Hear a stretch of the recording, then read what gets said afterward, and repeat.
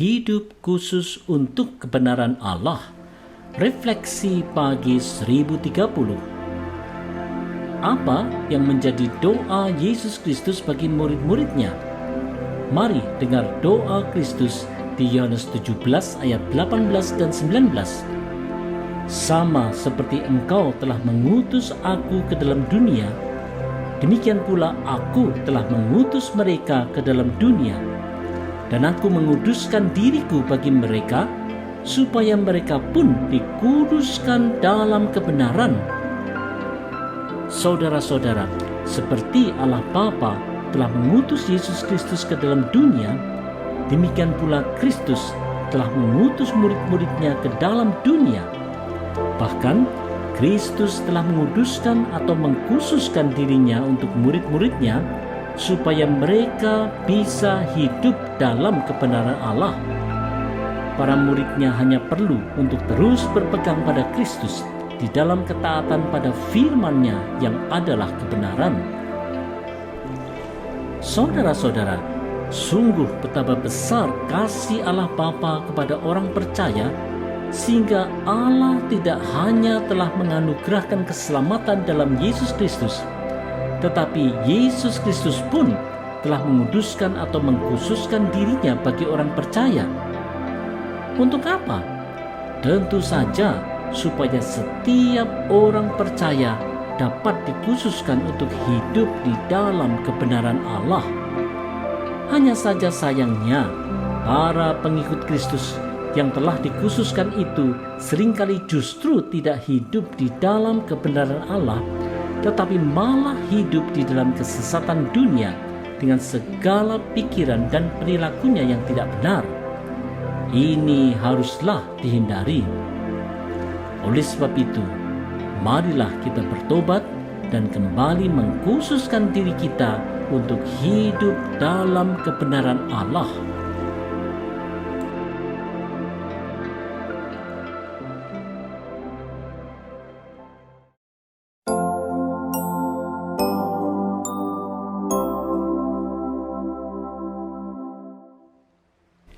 Dipersatukan dalam iman. Refleksi pagi 1031. Untuk siapa sajakah Tuhan Yesus berdoa? Apakah hanya untuk murid-muridnya? Mari lihat Yohanes 17 ayat 20 dan 21. Dan bukan untuk mereka ini saja aku berdoa, tetapi juga untuk orang-orang yang percaya kepadaku oleh pemberitaan mereka, supaya mereka semua menjadi satu, sama seperti Engkau ya Bapa di dalam aku dan aku di dalam Engkau, agar mereka juga di dalam kita, supaya dunia percaya bahwa Engkaulah yang telah mengutus aku. Saudara-saudara, doa Yesus adalah tidak hanya untuk murid-muridnya saja, tetapi juga untuk mereka yang menjadi orang percaya sebagai buah pemberitaan Injil. Dengan demikian, semua orang percaya dapat dipersatukan dalam iman kepada Allah dalam Yesus Kristus saja. Inilah kesatuan sejati. Saudara-saudara, kesatuan sejati yang didoakan Kristus adalah kesatuan iman dari orang-orang percaya kepada Allah di dalam Yesus Kristus. Ini bukanlah sekedar kesatuan organisatoris semata, tetapi ini adalah kesatuan iman atas karya Kristus di kayu salib untuk penebusan umat manusia.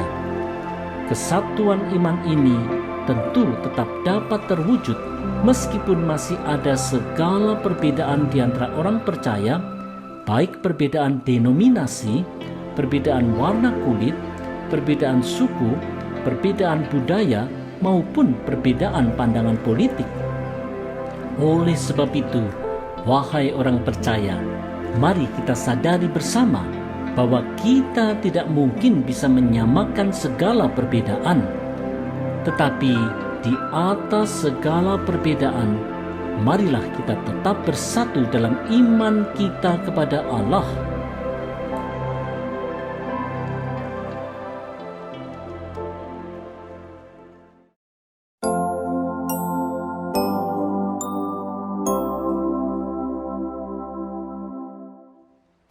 dipersatukan dalam kemuliaan kekal. Refleksi pagi 1032. Selain kesatuan iman kepada Allah dalam Yesus Kristus, kesatuan apa lagi yang harus disadari oleh orang percaya yang dinyatakan di Yohanes 17 ayat 22 dan 23? Ini dia. Dan aku telah memberikan kepada mereka kemuliaan yang engkau berikan kepadaku, supaya mereka menjadi satu, sama seperti kita adalah satu. Aku di dalam mereka dan engkau di dalam aku, supaya mereka sempurna menjadi satu, agar dunia tahu bahwa engkau yang telah mengutus aku, dan bahwa engkau mengasihi mereka sama seperti engkau mengasihi aku. Saudara-saudara, kesatuan iman membawa orang percaya kepada kesatuan ilahi dalam kemuliaan yang dianugerahkan Allah. Inilah bukti dari kasih Allah kepada umatnya yang telah mengutus Yesus Kristus anaknya bagi manusia. Saudara-saudara, kesatuan iman dalam Yesus Kristus pada orang percaya akan membawa kepada kesatuan yang sempurna dalam kemuliaan yang abadi bersama dengan Allah Bapa dan Yesus Kristus. Hal ini digambarkan di Wahyu 7 ayat 9 dan 10, di mana orang-orang dari segala bangsa, suku, kaum, dan bahasa berdiri bersama dan berseru, "Keselamatan bagi Allah kami yang duduk di atas takhta dan bagi Anak Domba."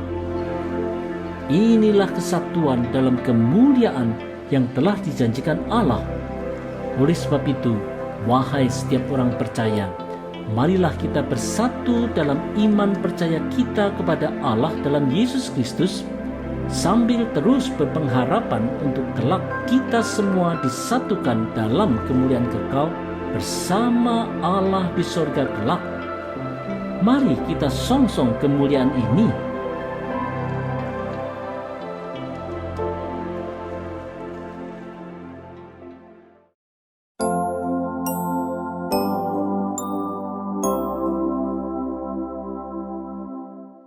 Mampu melihat kemuliaan Kristus senantiasa. Refleksi pagi 1033. Apa yang dirindukan dan didoakan Yesus Kristus untuk murid-muridnya? Mari simak Yohanes 17 ayat 24. Ya Bapa, aku mau supaya dimanapun aku berada, mereka juga berada bersama-sama dengan aku.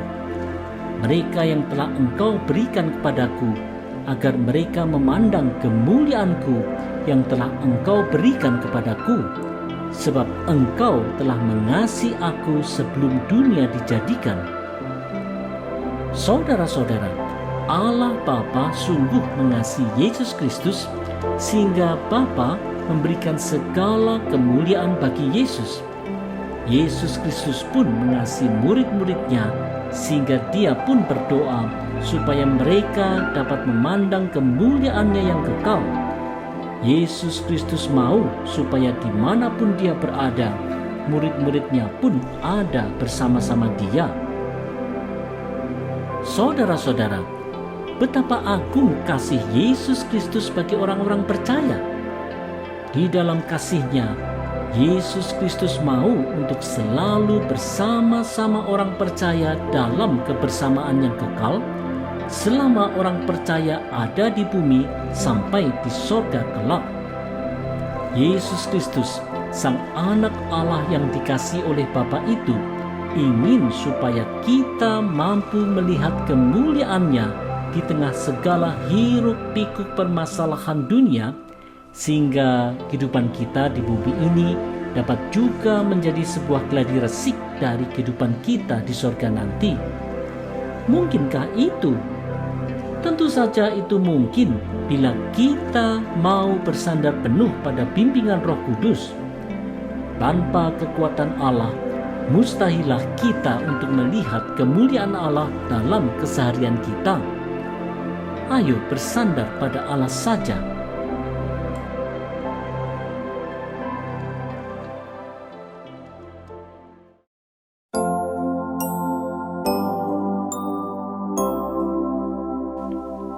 mengenal kasih Allah Bapa melalui Yesus Kristus.